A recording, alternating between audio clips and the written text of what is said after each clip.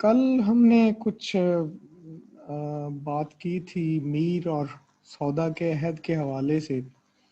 اس سے پہلے ایک کوئز چھوٹا سا ہم نے کنڈکٹ کیا، اور اس کا بنیادی مقصد یہی تھا کہ آپ لوگوں نے اگر ایک دن پہلے جو بھی ٹاپک ہم نے جس پہ بات کی تھی، جو ٹاپک ڈسکس کیا تھا، اگر اس ٹاپک کو پڑھا ہے تو کچھ اس کے حوالے سے چیزیں آپ لوگ اپنے آپ کو ٹیسٹ کر سکیں کہ آپ کو کس حد تک وہ ٹاپک تیار ہے۔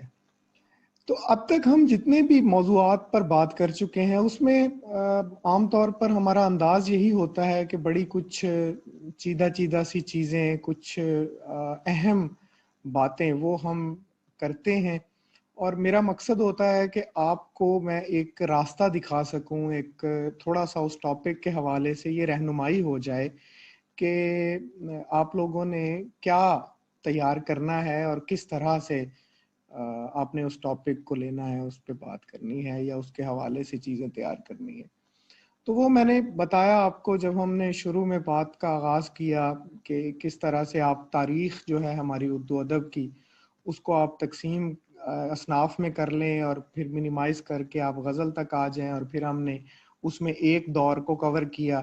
کل ہم نے دوسرے دور پہ بات کی ہے، تو بجائے اس کے کہ بھئی ہم اس سے اب ایک قدم اور آگے چلیں اور خاص طور پر غزل کا اس دور کے بعد کا جو ایک دور ہے اس کی طرف ہم آئیں، تو میں پھر سے ایک دفعہ یہ چاہوں گا کہ مجھے تو یہ خوشگمانی رہتی ہے کہ آپ لوگوں نے جو کل کلاس میں باتیں ہوئیں اس پر اگلے 4-5 گھنٹے میں، اگلے 6 گھنٹے میں کچھ نہ کچھ پڑھا ہوگا۔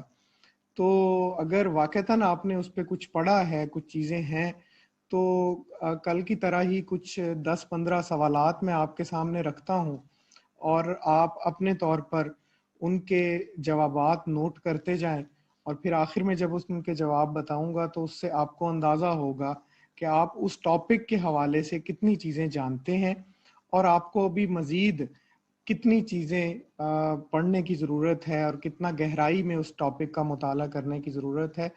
بالخصوص جب ہم بات کرتے ہیں کہ کسی بھی شاعر پہ آپ نے تیار کرنا ہے سوال کو، تو اس کی سوانح اور اس کے فن کے کون کون سے گوشے، اور پھر اس پر جو تحقیق تنقید کا کام ہوا ہے اس کے حوالے سے بھی آپ یعنی کس قدر معلومات رکھتے ہیں اس کا اندازہ اس سے ہو سکتا ہے۔ تو میں آپ سے اسکرین بھی شیئر کرتا ہوں، اور آپ کے سامنے کچھ سوالات جن لوگوں کو نظر نہیں آ رہا ہوگا یا پڑھنے میں مسئلہ ہوگا ان کو بول کے بتا دیتا ہوں تاکہ اس کے جواب وہ نوٹ کرتے جائیں، اور اپنے طور پر ایک سیلف اسیسمنٹ ان کو ہو جائے گی۔ یہ اسکرین آپ کو نظر آ رہی ہوگی۔ اس میں پہلا سوال ہے، مرزا رفیع سودا درج ذیل میں سے کس کے شاگرد تھے؟ اس میں کچھ پروف کا معاملہ ہے، تو بہرحال میں بتا دیتا ہوں۔ مرزا رفیع سودا درج ذیل میں سے کس کے شاگرد تھے؟ 4 آپشنز ہیں: الف شاہ مبارک آبرو، بے شاہ حاتم، جیم محمد قلی قطب شاہ، اور دال قائم چاند پوری۔ ان میں سے کس کے شاگرد تھے مرزا رفیع سودا؟ یہ آپ اپنے پاس الف بے جیم دال میں سے نوٹ کر لیں اس کا جواب۔ سوال نمبر 2 ہے، سودا کس کے ہمراہ دلی سے فروخ آباد آئے؟ دلی سے فروخ آباد آئے، یعنی آپ کو یہ اندازہ یہاں سے یہ بھی ہو گیا کہ سودا بنیادی طور پر دلی کے تھے، اور دلی سے وہ ہجرت کر کے فروخ آباد گئے۔ تو کس کے ساتھ گئے؟ الف سعد اللہ گلشن، بے نواب یار محمد خان، جیم نواب عماد الملک، اور دال نواب فرخ سیر۔ تیسرا سوال ہے، سودا کے فیض آباد پہنچنے پر کس حکمران نے پہلے ان کی قدردانی کی؟ کس حکمران نے پہلے ان کی قدردانی کی؟ اچھا، آپ نے سوال بھی غور سے پڑھنا ہے، جب پیپر میں بھی آئے گا تو سوال کو غور سے پڑھنا ہے، یعنی اس میں آپ نے سمجھنے کی کوشش کرنی ہے کہ پوچھا کیا جا رہا ہے۔ جیسے اس سوال پہ اگر آپ غور کریں تو لفظ پہلے پر زور ہے کہ سودا کے فیض آباد پہنچنے پر کس حکمران نے ان کی قدردانی کی؟ تو یہ نہیں ہے کہ ان کی قدردانی ہوئی نہیں، اور لوگوں نے بھی کی ہے، لیکن پہلے کس نے کی؟ نواب شجاع الدولہ، نواب آصف الدولہ، نواب غیاث الدین اور نواب احمد خان بنگش۔ نمبر 4 ہے فیض آباد کے بعد سودا نے کس شہر کا رخ کیا؟ دلی کا، لکھنؤ کا، جیم ہے کانپور اور دال ہے حیدرآباد۔ الف دلی، بے لکھنؤ، جیم کانپور، دال حیدرآباد۔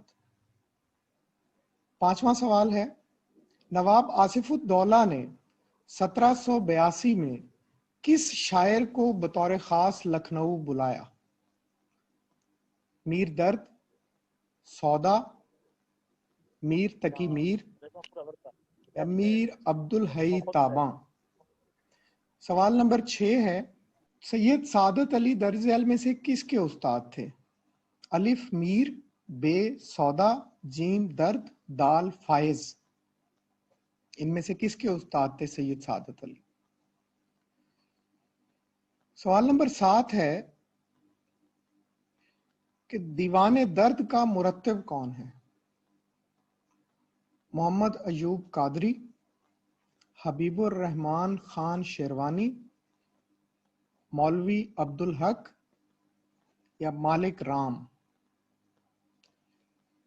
سوال نمبر 8 ہے ملک الشعراء کا خطاب کس شاعر کو دیا گیا؟ الف سودا، بے میر، جیم درد، دال قائم۔ سوال نمبر 9، یہ شعر ہے ایک، وقفہ مرگ اب ضروری ہے، عمر طے کرتے تھک رہے ہم۔ شاعر کی نشاندہی کرنی ہے آپ نے۔ سودا، میر، قائم یا درد، ان میں سے کون ہے اس کے شاعر؟ سوال نمبر 10 ہے سودا کا کلیات درج ذیل میں سے کس نے ترتیب دیا؟ الف امتیاز علی عرشی، بے حامد علی خان، جیم عبد الباری آسی اور دال مرزا لطف علی۔ سوال نمبر 11 ہے حال مجھ غم زدے کا جس تس نے جب سنا ہوگا رو دیا ہوگا۔ آپ نے شاعر کی نشاندہی کرنی ہے۔ میر تقی میر، میر درد، میر اثر اور سودا۔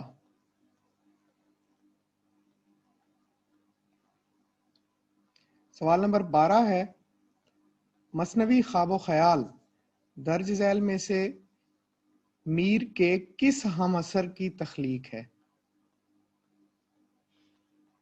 الف قائم چاند پوری، مثنوی خواب و خیال ہے، نام ذہن میں رکھنا ہے۔ الف قائم چاند پوری، بے مظہر جانے جانا، جیم میر درد اور دال میر اثر۔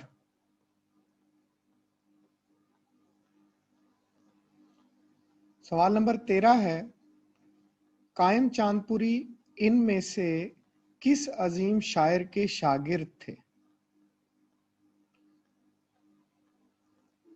مرزا رفیع سودا، میر تقی میر، میر درد یا میر حسن۔ سوال نمبر 14 ہے میر نے سودا کے علاوہ اپنے کس ہم اثر کو زیادہ طعن و تشنیع کا نشانہ بنایا ہے؟ آسان الفاظ میں یعنی مخالفت زیادہ کس کی ہے؟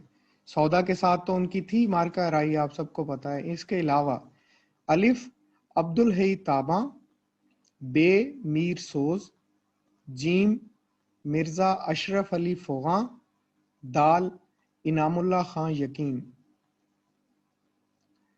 15 آخری سوال میر تقی میر پر مقالہ لکھ کر ڈیلٹ کی ڈگری کس پاکستانی محقق و نقاد نے حاصل کی؟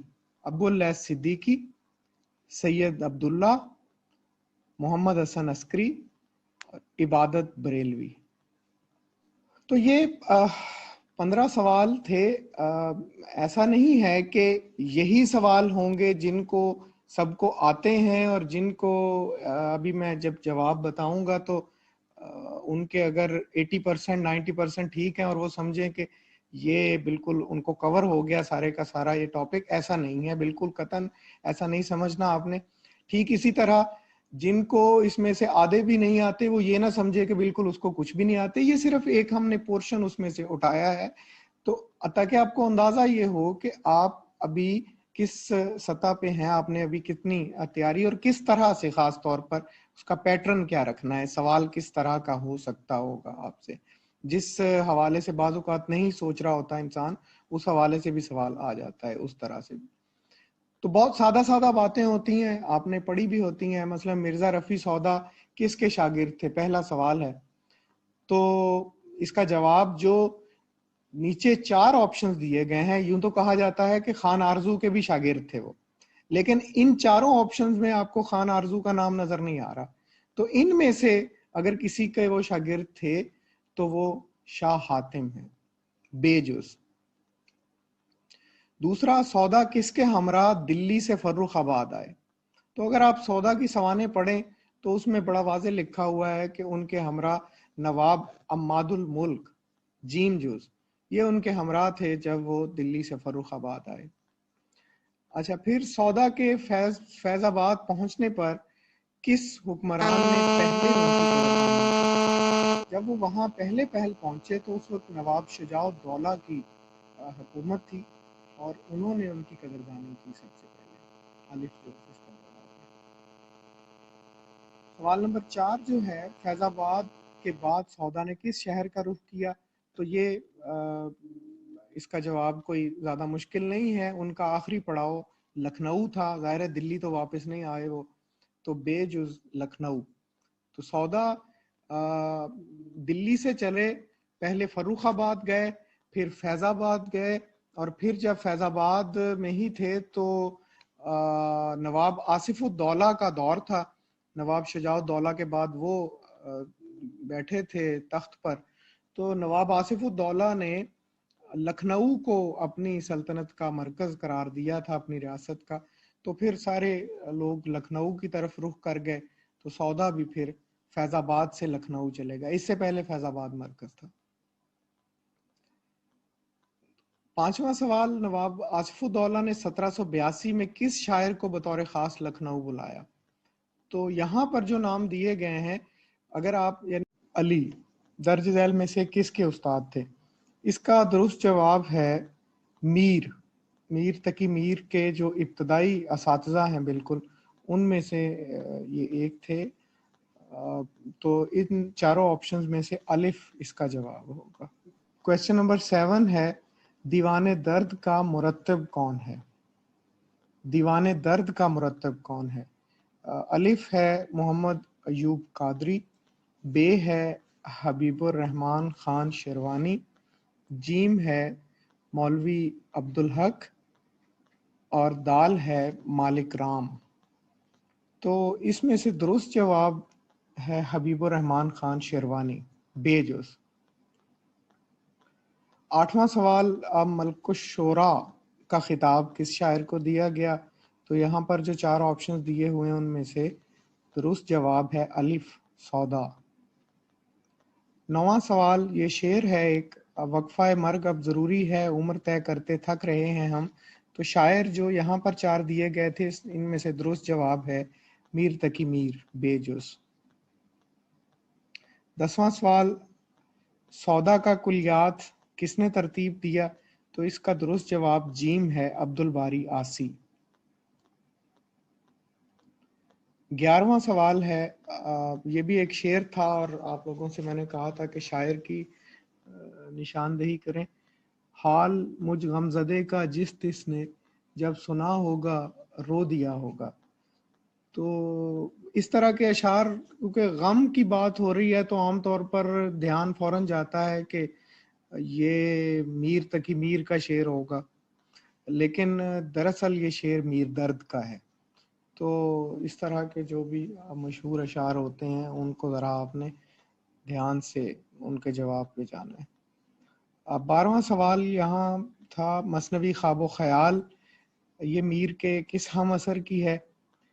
तो दुरुस्त जवाब दाल है, मीर असर। 13वां सवाल, कायम चांदपुरी इनमें से किस अजीम शायर के शागिर्द थे?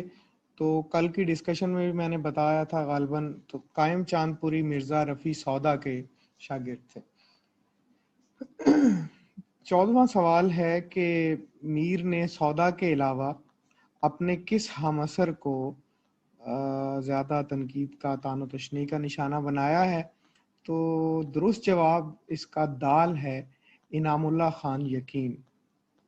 मीर का अगर तज़किरा, उसका आप तर्जुमा भी पढ़ें, वैसे तो फ़ारसी में है नकातुश शोरा, तो उसमें भी अपने तज़किरे में भी वो सौदा पर जहाँ कोई बात करते हैं थोड़ी टोंट, तो इनामुल्लाह खान यकीन पर।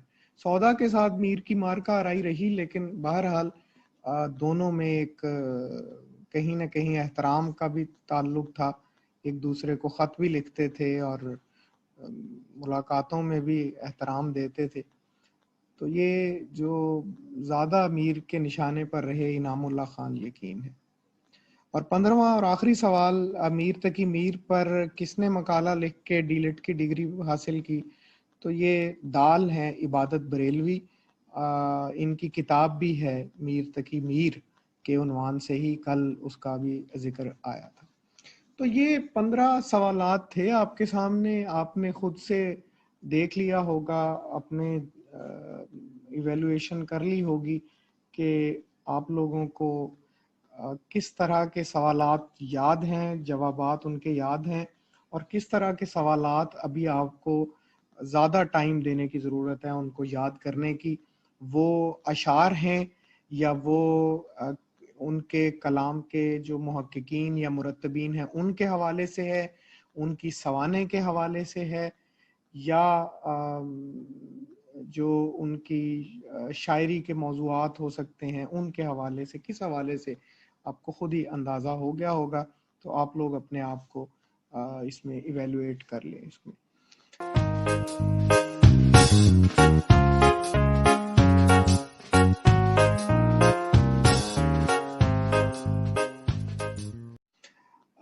आज हम मीर और सौदा के दौर से आगे बढ़ना चाहते हैं थोड़ा सा, और हम बात करना चाह रहे हैं कि ये जो उर्दू गज़ल की रिवायत है वो मीर और सौदा के बाद वो किस तरह से आगे बढ़ती है।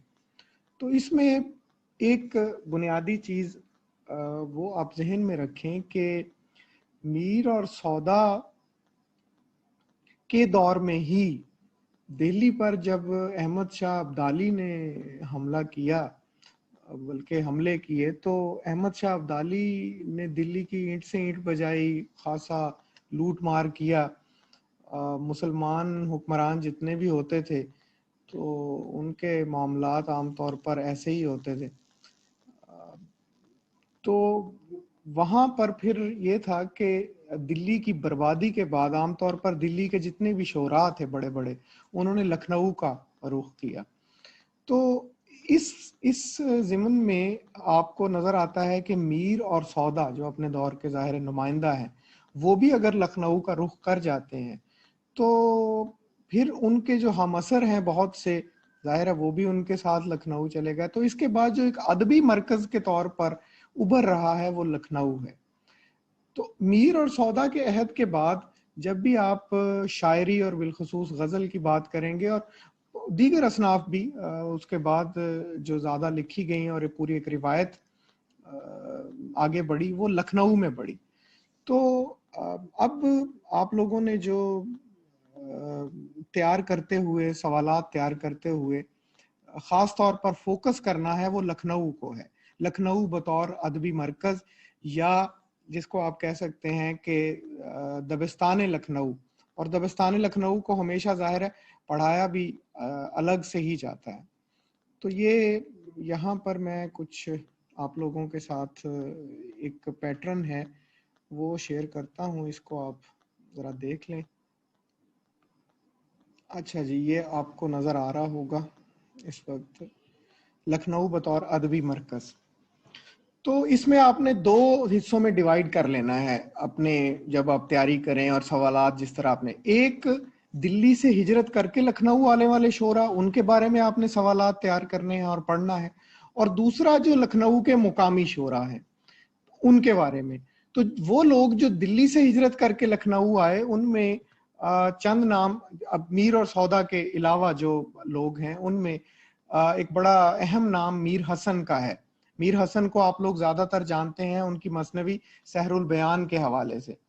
تو میر حسن بھی دہلی سے آئے تھے, اور ایک طرح سے ان کی شہرت کا ایک حوالہ یہ بھی ہے کہ یہ اپنے ننیحال کی طرف سے خواجہ بندہ نواز گیسو دراز سے نسبت رکھتے ہیں, ان سے ان کا خاندان.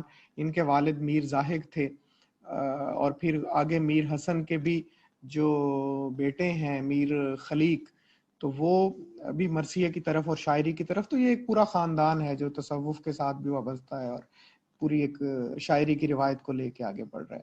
تو میر حسن کے بارے میں پڑھیں, ان کے دیوان, ان کا کتنا ہے, ایک دیوان ہے, دو ہیں, ایک دیوان ہے ان کا, آپ لوگ بہرحال اس حوالے سے بھی دیکھیے گا.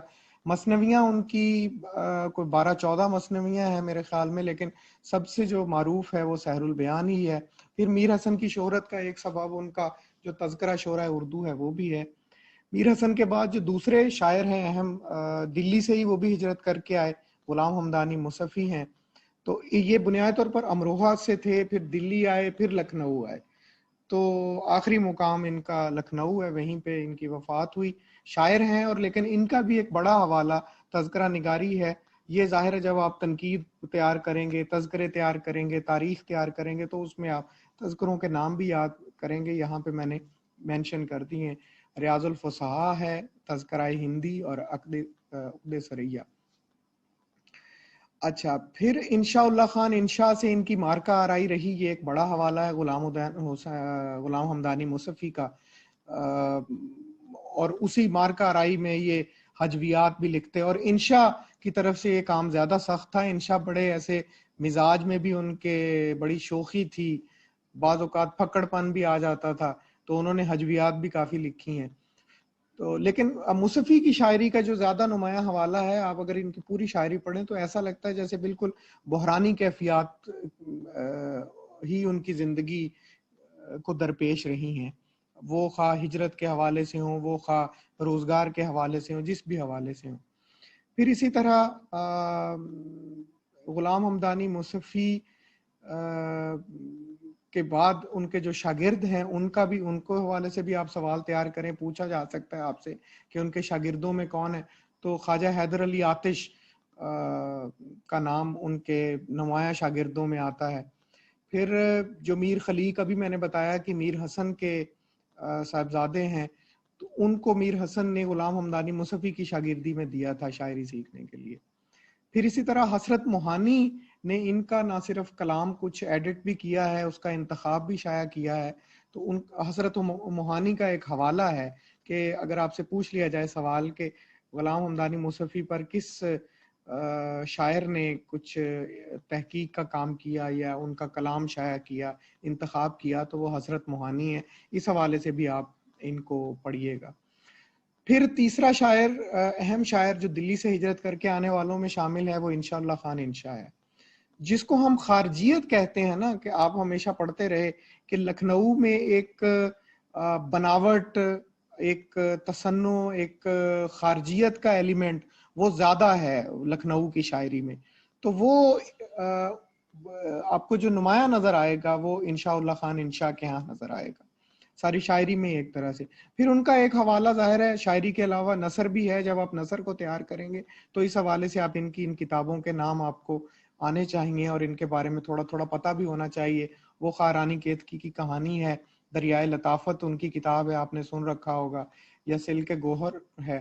اچھا, یہ جو کتاب ہے سلک گوہر, اس میں خاصیت اس کی یہ ہے, عام طور پر پوچھ لیا جاتا ہے کہ اس کتاب یا اردو کی وہ کون سی کتاب انشاء اللہ خان انشاء نے لکھی جو بے نقطہ ہے. یعنی اس پوری کتاب میں جو نثر لکھی گئی ہے وہ ایسی نثر لکھی گئی ہے جو نقطہ نہیں جس میں آتا لفظ میں. جیسے یہ سلک گوہر پر ہی آپ غور کر لیں تو یہ بغیر نقطوں کے ہے, یہ ٹھیک ہے, یہ ترکیب. تو ایسی یہ کتاب اس دور میں، یعنی آپ دیکھیں کہ شاعر جو تھے وہ اتنے، وہ ان کا ایک وہ داخلیت اور وہ احساسات اور وہ ساری چیزیں وہ کہیں بہت دب گئی تھیں، اور اس طرح کے کاموں میں شاعر زیادہ لگے رہتے تھے، ایک دوسرے کی ہجویات لکھنی، مشاعروں میں لگے رہنا اور بناوٹ والی چیزیں اور نئے نئے تجربات کرنا شاعری میں، یہ چیزیں دبستان لکھنؤ میں اس وقت بہت زیادہ ہو گئی تھی۔ اچھا، انشاءاللہ خان انشاء کے ساتھ ایک یہ بھی ہے چیز منسلک کہ نواب آصف الدولہ نے ان کی انہی حرکات کی وجہ سے کہہ لیں، یا ان کی جو ایک مارکہ آرائی کا ایلیمنٹ تھا، یا ان کی طبیعت کا جو ایک ایسا ایلیمنٹ تھا، اس کی وجہ سے انہیں لکھنؤ چھوڑنے کا حکم دیا۔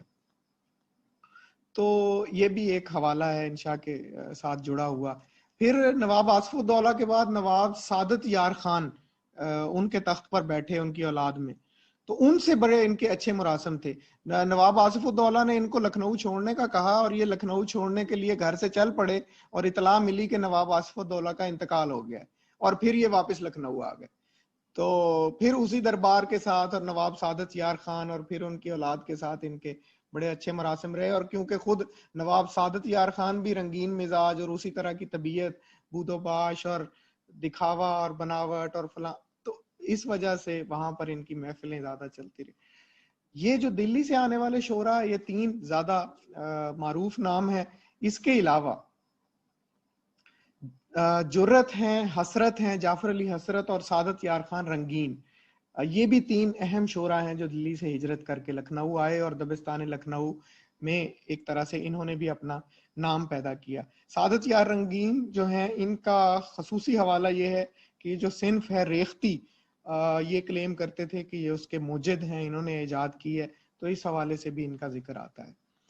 پھر میں نے کہا کہ جب آپ دبستان لکھنؤ کو پڑھیں گے تو ایک تو یہ ہجرت کر کے آنے والے شعراء ہیں، اور دوسرے جو لکھنؤ کے مقامی شعراء ہیں، جن میں دبستان لکھنؤ کا بانی کہا جاتا ہے امام بخش ناسخ کو، جو یعنی دبستان لکھنؤ کی جتنی خصوصیات ہیں، جس میں ابھی ہم جن کی بات کر رہے تھے، اور بطور خاص خارجیت کا ایلیمنٹ جتنا بھی ہے، زبان کے حوالے سے نئے نئے تجربات، وہ خواہ اصلاح زبان کی پوری ایک تحریک ہو، یا دکھاوے کے لیے اور نئی نئی تراکیب لے کے آنا، الفاظ لے کے آنا، پھر مشاعرہ بازی جتنی بھی تھی، تو ان سب میں ایک طرح سے امام بخش ناسخ پیش تھے۔ دوسرے شاعر ہیں لکھنؤ کے دبستان کے جو سب سے اہم شاعر ہیں، وہ حیدر علی آتش ہیں۔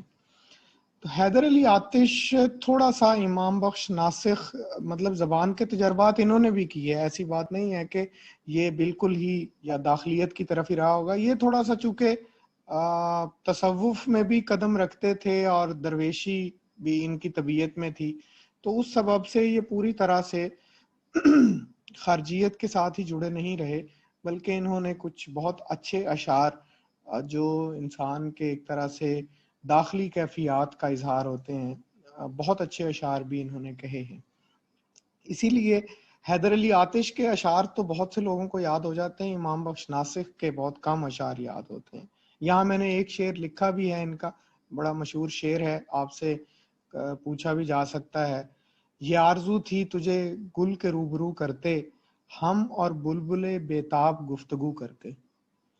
تو جب آپ حیدر علی آتش کو یاد کریں، ان کے مشہور اشعار بھی دیکھیں، ان کی سوانے بھی دیکھیں، اور سوانے کے علاوہ جو اس وقت ان کی شاعری کے مختلف ادوار ہیں، اور شاعری میں انہوں نے کیا صرف غزل کہی ہے یا دیگر اصناف میں بھی شاعری کی ہے، تو ان دیگر اصناف کو بھی آپ تھوڑا سا دیکھیں گے، لیکن ظاہر ہے وہ چونکہ ابھی غزل کی بات ہو رہی ہے تو غزل کے حوالے سے زیادہ ان پر فوکسڈ آپ نے رہنا ہے۔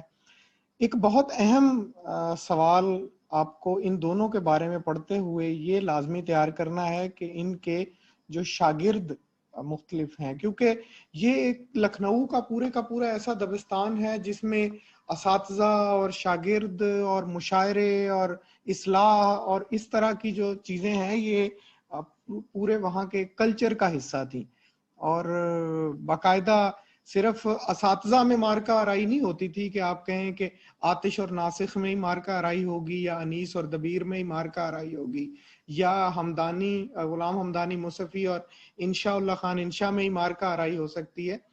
ان کے آگے شاگردوں میں بھی مار کار آئی ہوتی تھی. ان میں سے کچھ ناسخ کے شاگرد ہوں گے, کچھ ان میں سے آتش کے شاگرد ہوں گے جن کے میں نے نام لکھے, اور بھی شاگرد ہیں بہت سے, ان کے نام بھی آپ کو آنے چاہیے.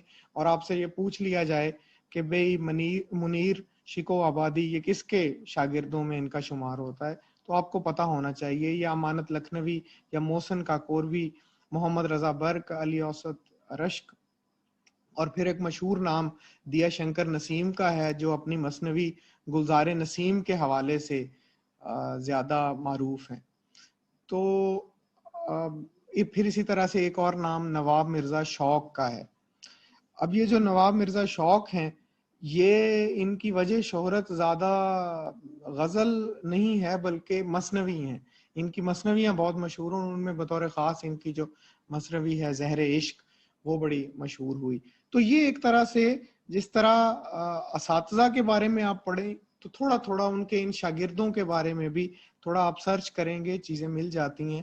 تو ان شاگردوں کے حوالے سے بھی کہ ان میں سے کس کا دیوان چھپ چکا ہے, نہیں چھپ چکا, اور ان میں سے کون کون سے ناسخ کے شاگرد ہیں, کون سے آتش کے شاگرد ہیں, اور ان کی کیا وجہ شہرت صرف غزل ہے یا غزل کے علاوہ اور بھی کوئی ان کی وجہ شہرت ہو سکتی.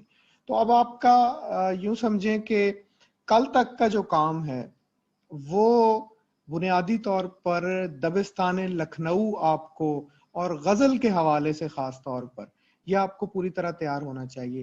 اچھا, اسی دور میں یہ میں نے جیسے اس کو 2 پورشنز میں ڈیوائیڈ کر لیا, دلی سے آنے والے اور لکھنؤ کے مقامی شعراء. اسی طرح سے آپ ان کو تیار کر لیجئے گا تاکہ آپ کو کلیئر رہے. خود بھی کل کو کوئی سوال پوچھ لیا جاتا ہے آپ سے, بالفرض پوچھ لیا جائے کہ بھئی حیدر علی آتش اور انشاء اللہ خان انشاء اور ناسخ اور نواب مرزا شوق, ان میں سے کون سا ایسا شاعر ہے جو دلی سے ہجرت کر کے لکھنؤ آیا اور وہاں اتنے شہرت اختیار کی, تو پتہ ہونا چاہیے کہ وہ انشاء ہوں گے ان میں سے.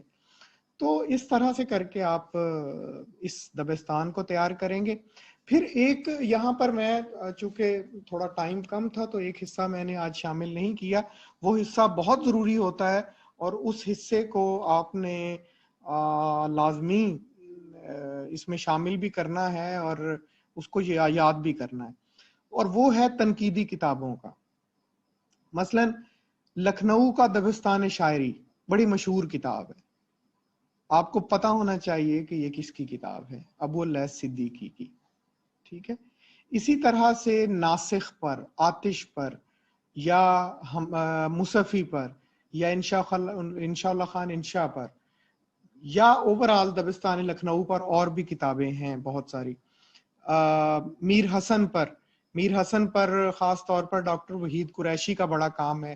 ان کی ایک کتاب میر حسن اور ان کا زمانہ, یہ ان کی کتاب کا نام ہے, ڈاکٹر وحید قریشی کی. پھر اسی طرح سے ایک اور ان کی میر حسن پر ہی کتاب ہے, مثنویات میر حسن. تو اس طرح سے آپ نے ان کتابوں کے نام وہ لازمی تیار کرنے ہیں. دبستان لکھنؤ کے حوالے سے وہ کتابیں ہوں, یا میر حسن, مصفی, انشاء, ان لوگوں کے حوالے سے, یا ناسخ اور آتش کے حوالے سے, تو مختلف کتابوں کے نام بھی آپ لوگ تیار کریں گے. تو ایک طرح سے اب اگلے ایک دن میں آپ کو یہ دبستان لکھنؤ یہ اچھی طرح سے تیار ہو جانا چاہیے. اور میرا خیال ہے کہ اگر اس طرح سے آپ اس سب دبستان کے حوالے سے اس کو تیار کر لیں گے تو بہت سی اور اصناف کے حوالے سے بھی کچھ ابتدائی ڈیٹا آپ کے پاس آ جائے گا. پھر اس میں ایک حصہ اور آپ نے شامل کر لینا ہے, وہ ابھی میں یہاں نہیں کر سکا ہوں. دبستان لکھنؤ کا جو اس کے بعد ایک کنٹینویشن ہے یا اس کا جو تسلسل ہے وہ اس کے بعد ہے اصناف کے حوالے سے. اور وہ دبستان لکھنؤ میں پھر مرثیے کی صنف خاص طور پر اور میر انیس اور مرزا طبیر جو ہیں ان کا نام اور ان کے شاگردوں کا پھر ایک پورا سلسلہ ہے جو مرثیہ کہنے والے ہیں. تو اس حوالے سے بھی تھوڑا سا اس دبستان کو آپ دیکھ لیں. آپ سے پوچھ لیا جائے کہ مرثیے کی صنف بطور خاص کس دبستان سے تعلق رکھتی ہے, کس دبستان کا خاصہ ہے, تو وہ آپ کو پتا ہونا چاہیے کہ یہ دبستان لکھنؤ ہے. لیکن بہرحال جب ہم غزل سے ہٹ کے مثنوی یا مرثیہ یا قصیدہ اس پہ بات کریں گے تو اس میں بھی دبستان لکھنؤ کا ذکر لازمی آئے گا. لیکن اس میں بھی دبستان لکھنؤ میں بھی آپ جو ناسخ اور آتش کے شاگردوں کے سلسلے سے ہٹ کے کچھ لوگ ہیں ان کا بھی آپ پڑھ لیں گے. اسی دور سے تعلق رکھتے ہیں ایک اور بہت مشہور شاعر، وہ ہیں نذیر اکبر آبادی. یہ جو بالکل دبستان لکھنؤ آباد ہونے کا دور ہے. لیکن میں نے اس وجہ سے نذیر اکبر آبادی کو ابھی بالکل کسی جگہ شامل نہیں کیا، نہ ان پہ بات کی ہے، کیونکہ جب ہم اردو نظم کی بات کریں گے تو نظم میں ایک طرح سے ان کا نام زیادہ اہم ہے.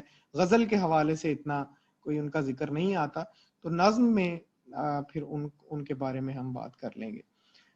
تنقیدی کتابیں لازمی دیکھیں جو میں نے بات کی آپ کو، اور کم از کم آپ اگلے 4-5 گھنٹوں میں یہ چیزیں آپ کو کور ہو جانی چاہیے اچھے طریقے سے. آج کے لیے ہمارا جو ٹاپک تھا وہ یہی دبستان لکھنؤ کا تھا. کل تک آپ اس کو تیار کریں. آپ میں سے کسی نے کوئی سوال کرنا ہو تو 1-2 سوال ہم لے سکتے ہیں، ابھی تھوڑا سا ٹائم ہے ہمارے پاس. سر آپ نے کل کہا تھا کہ ہم جو دہلی پہ جن لوگوں نے حملے کیے ہم ان کے نام اور تواریخ دیکھیں، تو سر مجھے صرف 3 تواریخ ملی ہیں، جن میں سب سے پہلی نادر شاہ کا حملہ ہوا ہے 1739 میں، پھر 10 سال بعد ہوا احمد شاہ ابدالی کا 1749، اس کے بعد احمد شاہ ابدالی نے دوسری بار حملہ کیا 5 سال بعد 1754. اس کے علاوہ کہیں بھی کوئی ڈیٹیل نہیں ملی، کیا اتنی کافی ہے؟ جی اتنی کافی ہے، کیونکہ ہمارا جو اردو ادب کا ایک طرح سے جس کو ہم نادر عہد کہتے ہیں یا دور زریں جس کو ہم کہتے ہیں شاعری کا، اس میں یہی ایسی مہمات تھیں جس سے شاعری بھی متاثر ہوئی، دبستان بھی متاثر ہوئے.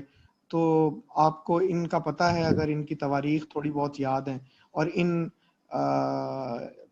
حملہ آوروں کے نام آپ یاد رکھتے ہیں تو میرا خیال ہے یہ کافی ہے.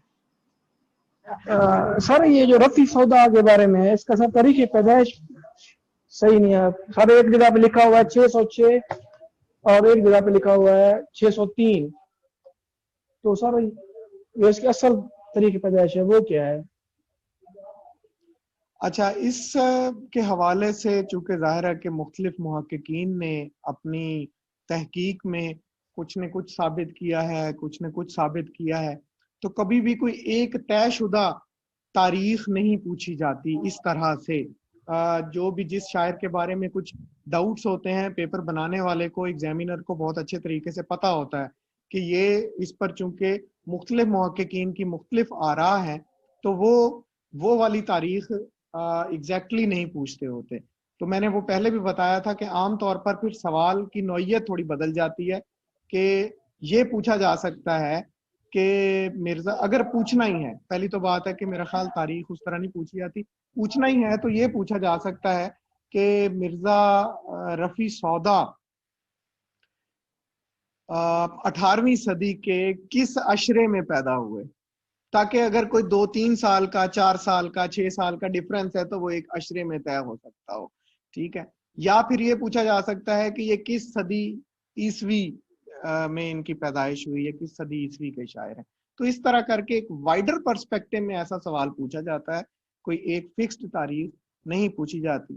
اور اگر پوچھی بھی گئی، بالفرض پوچھ بھی لی ہے، تو کم از کم اس میں اتنا مارجن رکھا جاتا ہے کہ چیزیں کور ہو جائیں. 10 سال کا مارجن رکھ دیا جائے گا. مثلا ایک جگہ پہ لکھا ہوگا کہ 1740 تو دوسری جگہ پہ 1742 یا 43 نہیں لکھا ہوگا، پھر 1750 ہوگا، 1760 ہوگا اور 1770 ہوگا.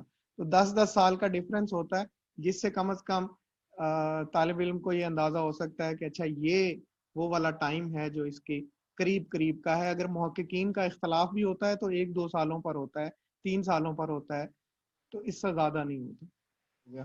میرے خیال میں آج کے لیے اتنا کافی ہے. اب آپ لوگ اپنا اس کو ٹائم دیں اسٹڈیز کو، انشاءاللہ اگلی کلاس میں پھر ہم کچھ اور ٹاپک پہ بات کریں گے. تھینک یو جی، اللہ حافظ.